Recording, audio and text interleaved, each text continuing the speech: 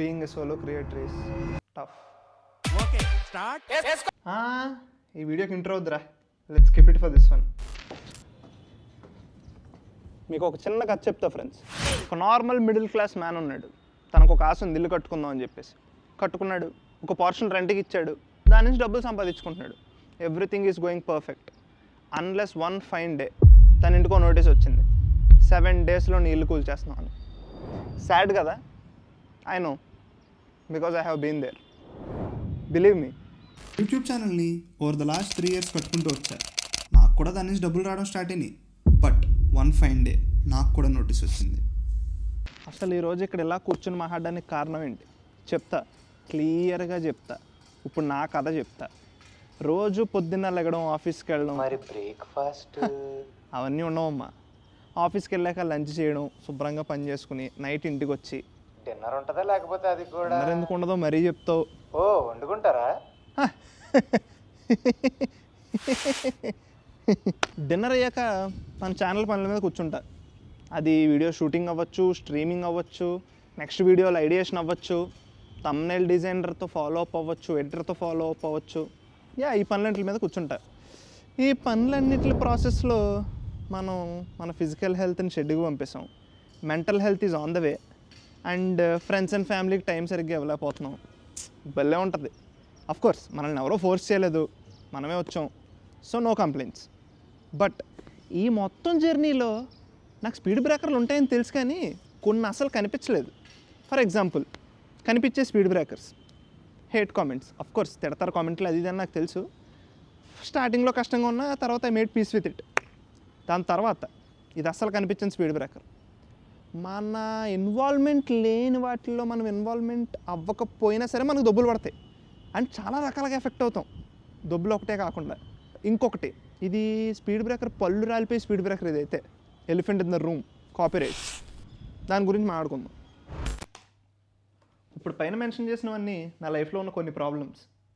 నాకున్నట్టే మీ అందరికీ ప్రాబ్లమ్స్ ఉంటాయి. In fact problems లేకుండా ఎప్పుడూ ఉండడు. అందుకే మనం ఏం చేస్తాం, ప్రాబ్లమ్స్ అన్నింటికి దూరంగా పీస్ఫుల్గా ఉందామని చెప్పి ట్రిప్స్కి వెళ్తూ ఉంటాం. నేను వెళ్ళా రీసెంట్గా గోవాకి.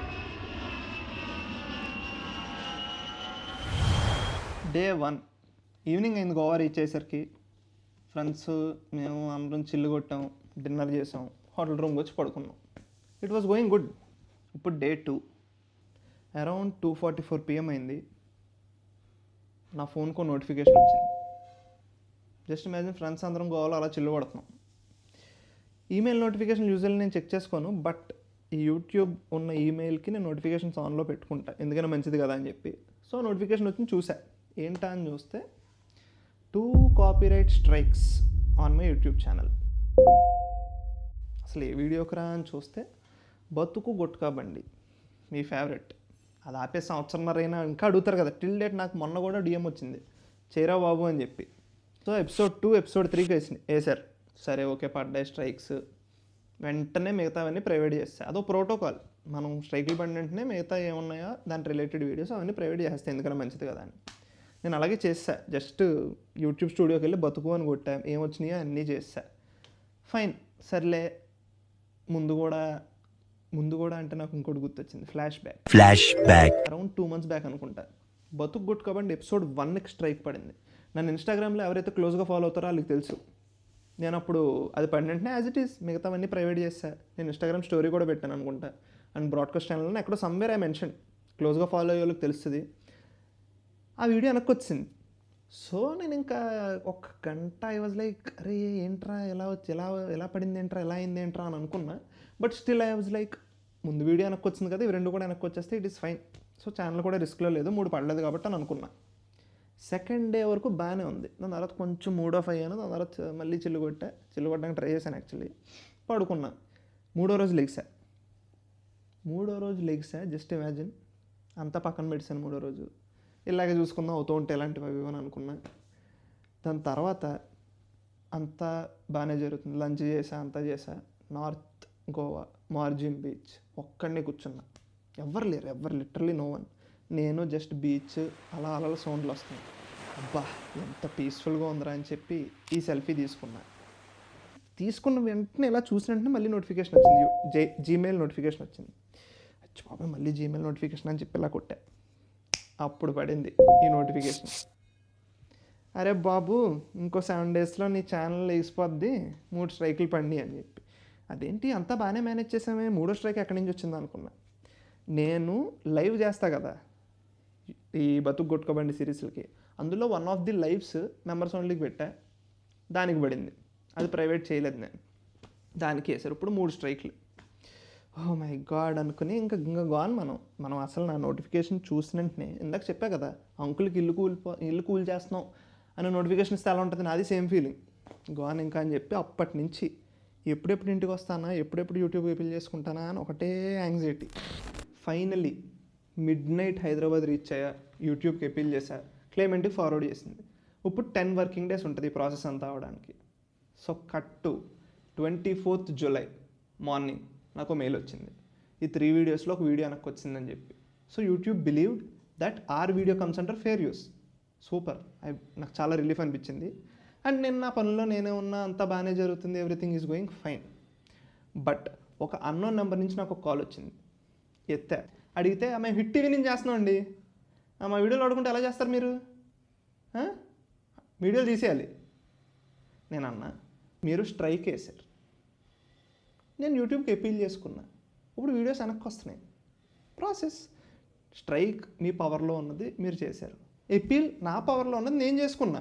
డిసైడ్ చేయాల్సింది యూట్యూబ్ డిసైడ్ చేసింది. ఇదే నేను ఇలాగే మాట్లాడాను. నేను ఇంకోటి ఏమన్నా వాళ్ళతో, యాక్చువల్లీ అది చాలా పెద్ద కాల్, ఒక 15 minutes అంతసేపు జరిగింది, అదంతా ఇక్కడ చెప్పి వేస్ట్. సో మీకు జిస్ట్ ఇస్తా. జిస్ట్ ఏంటంటే నేను అడిగా, మీరు ఇదే ఫోన్ కాల్ ఆర్ ఇదే కమ్యూనికేషన్ ఆర్ ఇదే మెసేజ్ నాకు స్ట్రైక్ అయ్యక ముందు చేసుంటే నేను నిజంగా కన్సిడర్ చేసేవాడినేమో. ఎందుకంటే ఆ వీడియోలు ఎప్పుడో 1.5 క్రితం వీడియోలు, వీళ్ళు సడన్గా అండర్టేకర్లో ఈ రోజు స్ట్రైక్లు ఎందుకు వేసారో నాకు నిజంగా అర్థం కాలేదు. ఆ వీడియోస్కి ఇప్పుడు వ్యూస్ రావట్లేదు, వాటి వల్ల నాకు ఉపయోగం కూడా లేదు. నేను లాస్ట్ అప్లోడ్ చేసిన వీడియో May 2024, ఇది July 2025, సంవత్సరం దాటాక లెగిసారు. నేను అది కూడా అడిగే వాళ్ళని. సో వాళ్ళు ఏమంటారంటే silly monks and hit TV నాకు కొలాబ్ అయ్యారంట. అదేంటో మరి మర్జ్ అయ్యారో మరి ఏంటో నాకు అర్థం కాలేదు. ఎందుకంటే నాకు స్ట్రైక్ వేసింది సిల్లీ మాంగ్స్, నాకు స్ట్రైక్ వేసిన ఈమెయిల్ ఐడి సిల్లీ మాంగ్స్ నుంచి, నాకు ఫోన్ చేసింది హిట్ టీవీ నుంచి. క్లియర్? కాల్లో నేను అడిగా, మీరు చేయొచ్చు కదండి నాకు ముందే అని. మీరు ఇప్పుడు చేయొచ్చు కదా నాకు స్ట్రైక్ వేసి ముందని వాళ్ళు అంటున్నారు. వాళ్ళ వాదన వాళ్ళది. ఇక్కడ నాదేంటంటే వాళ్ళు ఎలాగో they are not ready to communicate to me and listen to me, అందుకే ఇక్కడ స్ట్రైక్ వేశారు. మీ అందరికీ ఒక చిన్న ఎగ్జాంపుల్ చెప్తా. వాళ్ళకి 3 parts ఉంటాయి. ఒకటి, నాకు మెసేజ్ చేసి ఆర్ కమ్యూనికేట్ చేసిన ఈమెయిల్ ఐడి అవైలబుల్ పబ్లిక్లోనే ఉంది, అరే బాబు నువ్వు మా వీడియోలు వాడుకుంటున్నావు తీసేయి అని చెప్పచ్చు. సెకండ్, క్లెయిమ్ చేయొచ్చు. క్లెయిమ్ అంటే ఆ వీడియోకి రావాల్సిన డబ్బులన్నీ వాళ్ళకి వెళ్ళిపోతాయి. ఓకే. థర్డ్ థింగ్, స్ట్రైక్ వేయడం. ఓకే, స్ట్రైక్ వేస్తే ఏమవుతుందంటే వాళ్ళకి డబ్బులు రావు, వాళ్ళకి ఎటువంటి ఉపయోగం లేదని నేను అనలేను, కానీ వాళ్ళకి డబ్బులు రావు. నా సైడ్ నుంచి ఏంటంటే నా ఛానల్లో ఆ వీడియో పోద్ది. అండ్ 90 days ఫ్రేమ్లో, నేను లాస్ట్ వీడియోలో కూడా చెప్పాయి కాపీరైట్ స్ట్రైక్ వీడియోస్లో, 90 days ఫ్రేమ్లో 3 స్ట్రైకులు పడితే ఛానల్ లెగిసిపోద్ది. అఫ్కోర్స్ మనకి అపీల్ చేసుకునే పవర్ ఉంటుంది, but still that is very scary. ఈ కాల్ మొత్తం అయింది. కాల్ లాస్ట్ కాల్ ఏమంటారంటే, మీరు కనుక వీడియోలు తీయకపోతే మేము చేయాల్సింది మేము చేసుకుంటాం అని అన్నారు. అది చాలా పద్ధతిగా చెప్పలేదు, చెప్తున్నా కదా బెదిరింపు కావాలి అది. నేను అన్నా నాకు 1 hour టైం ఇవ్వండి, నేను మళ్ళీ చేస్తా అని చెప్పా. నేను మళ్ళీ చేశా. ఈ 1 hourలో నేను ఏం ఆలోచించుకున్నానంటే, నాకు ఈ గోల్ అంతా ఎందుకు, అసలు ఆ వీడియోలు పోను వారం క్రితం నెల క్రితం అప్లోడ్ చేసినవి, ఎప్పుడో సంవత్సరం క్రితం అప్లోడ్ చేసినవి, ఇదంతా నాకు వేస్ట్. అండ్ నేను అవి ప్రైవేట్ చేద్దామని ఫిక్స్ అయిపోయాను. ఎందుకు ఫిక్స్ అయ్యానో చెప్తా. ఆయన ఫస్ట్ కాల్లో మాట్లాడిన అతను, మీరు మా వీడియోలు వాడుకుని పైకి వచ్చారు అనే పదం ఒకటి మెన్షన్ చేశాడు.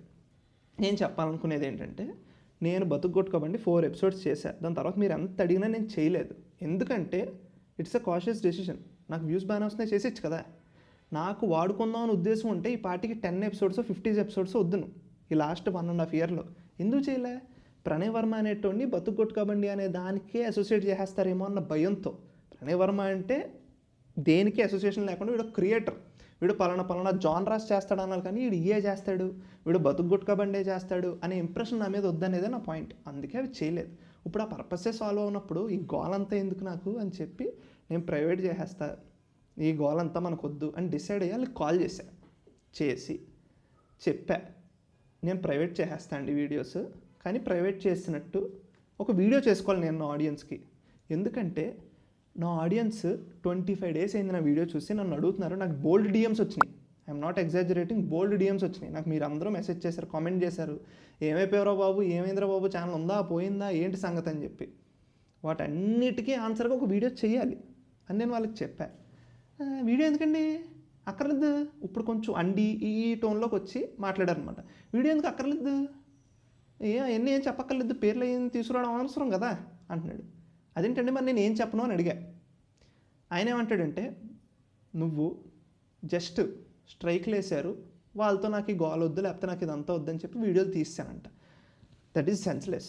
వాళ్ళ నామే స్ట్రైక్లు వేసినప్పుడు నేను వీడియోలు ఎలా తీస్తా? యూట్యూబ్ తీయాలి కదా, నేను అలా తీస్తా. సో యూట్యూబ్లో వెనక్కి వచ్చి, యూట్యూబ్లో వన్స్ ఆ స్ట్రైక్ పోయి YouTube decides that my video is fair, అది పబ్లిక్ అయిపోద్ది. నేను దాన్ని ఏం చేయలేను, నేను ఒకటే చేయగలను, ప్రైవేట్ చేసేయగలను. నేను అదే చేసేస్తాను చెప్పా. వాళ్ళ దగ్గర వాళ్ళకి అసలు వాళ్ళకి నా వీడియోలు వద్దంట. ఇంకొక గోల్ వచ్చింది, ఫస్ట్ వీడియో చేయకూడదంట, సెకండ్ థింగ్ ప్రైవేట్ కాదంట, డిలీట్ చేసేయాలంట. వాళ్ళ దగ్గర లింక్ ఉంది, అది కొట్టగానే డిలీట్ అని రావాలంట, this video does not exist in YouTube అని రావాలంట. ఇంకా కొంతమ్మ కోరికలు ఎన్నో, ఓదాని మీద ఒకటి ఓదాని మీద ఒకటి. నేను అప్పటికి దిగి నేను ప్రైవేట్ చేస్తాను, నాకు ఈ గోలంత వద్దని చెప్పా, నేను వీడియో చేస్తానని చెప్పా. లాస్ట్కి వచ్చి మీకు నచ్చింది చేసుకుంటారో, మాకు పని ఉంది. మరి ఇంకెందుకు కాల్ చేశారు? పర్పస్ ఏంటి వాళ్ళకి? వీడియో కనిపించకూడదు అంతే కదా, కనిపించదు, ప్రైవేట్ చేస్తే ఎలా కనిపిస్తుంది? బట్ నేను వీడియో అయితే చేసుకోవాలి, చేసుకున్నా. సో లాస్ట్కి వచ్చి నేను ఏం చెప్తానంటే, మీరు ఇంకా బతుక్కోట్ కాబట్టి వీడియోస్ చూడరు. ఇట్ ఈస్ బికాజ్ వాళ్ళు అనుకుంటున్నారు కదా నేను వాళ్ళ వీడియోలు వాడుకుని పైకి వచ్చానని. ఇంకొద్దు, ఇంకా ఆ పాయింట్ వద్దు. సో నేను ఇంకా ఆపేస్తున్నా. నాకు స్ట్రైక్ పడిన సిల్లీ మాంగ్స్ నుంచి కాల్ వచ్చింది హిట్ టీవీ నుంచి. వాళ్ళిద్దరూ మర్జ్ అయ్యారన్న విషయం ఈయనే చెప్పారు. హిట్ టీవీ నుంచి కాల్ చేసిన వన్ ఆఫ్ ది పర్సన్స్ నాకు చెప్పారు. So this is the thing. నేను ఇంకా వీడియోలు ఇప్పుడు 3 వీడియోల్లో 2 వీడియోలు వెనక్కి వచ్చేసినాయి. By the time I'm shooting this ఇంకోటి ఉంది, అది కూడా వెనక్కి వచ్చేస్తుంది హోప్ఫుల్లీ. ఈ 3 నేను ప్రైవేట్ చేసేస్తాను. ఆల్ బతుక్కొట్టుకోబండి కాంటెంట్ నా వీడియోలో నా ఛానల్లో ప్రైవేట్ చేసేస్తా, ఇంకా అది కనిపించదు. అర్థమైందా? కానీ నేను ఈ వీడియో చేసేస్తా కాబట్టి మీరు చూస్తున్నారు. So to my fellow creators, solo creators, it's not easy అమ్మా, నాట్ ఎట్ ఆల్ ఈజీ.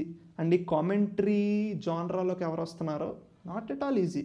మనల్ని అస్సలు ఇది 1 versus సో మెనీ, అది ఎంతమందో నాకు కూడా తెలీదు. ఒక ఆర్గనైజేషన్ లాస్ట్ టైం మనకు అయ్యింది, అప్పుడు ఏం జరిగిందో మీకు తెలుసు, ఇప్పుడు అది రిపీట్ అవుతుంది. ఈసారి ఇంకా వరస్ట్, డైరెక్ట్ ఫోన్ కాల్ చేసి బెదిరిస్తున్నారు. I think it's not right. నాకు ఈ గోల్ అంత వద్దు, అందుకే ప్రైవేట్ చేస్తున్నా. అండ్ ఆల్సో మీకు చెప్తున్నా, ఈసారి నుంచి మన ఛానల్లో కాంటెంట్ కొంచెం క్వాలిటీ పెంచుదాం అనుకుంటున్నాను అండ్ కన్సిస్టెంట్గా ఉందాం అనుకుంటున్నాను. And thank you so much నా ఫ్రెండ్స్, నా సబ్స్క్రైబర్స్ అందరికీ థ్యాంక్ యూ సో మచ్. ఎందుకంటే ఈ లాస్ట్ 25 daysలో నేను ఎప్పుడైతే వీడియోలు చేయట్లేదో, యువర్ త్రూ అవుట్ డేకు అట్లీస్ట్ ఒక డిఎం అయినా వచ్చేది, అన్న ఏమైపోయావు, బాగానే ఉన్నావా, జాగ్రత్తగుండు. అండ్ లాస్ట్ 2 వీడియోస్లో అయితే ఆడెవడో దసరా సెట్ నుంచి వచ్చావేంటన్నా అని అడిగాడు. లేదు బాగానే ఉన్నాను ప్రస్తుతానికి. ఇవన్నీ అవుతానే ఉంటాయి, ఇంక పెంటగోలంతా ఇవన్నీ పక్కన పెట్టేసి మళ్ళీ కొంచెం రీస్టార్ట్ లాగా స్టార్ట్ చేసుకుని మంచిగా ఛానల్ని మంచి వీడియోలు చేసుకుందాం. మీరు హ్యాపీగా ఉండండి, నేను హ్యాపీగా ఉంటాను. Let's keep coming. Bye bye.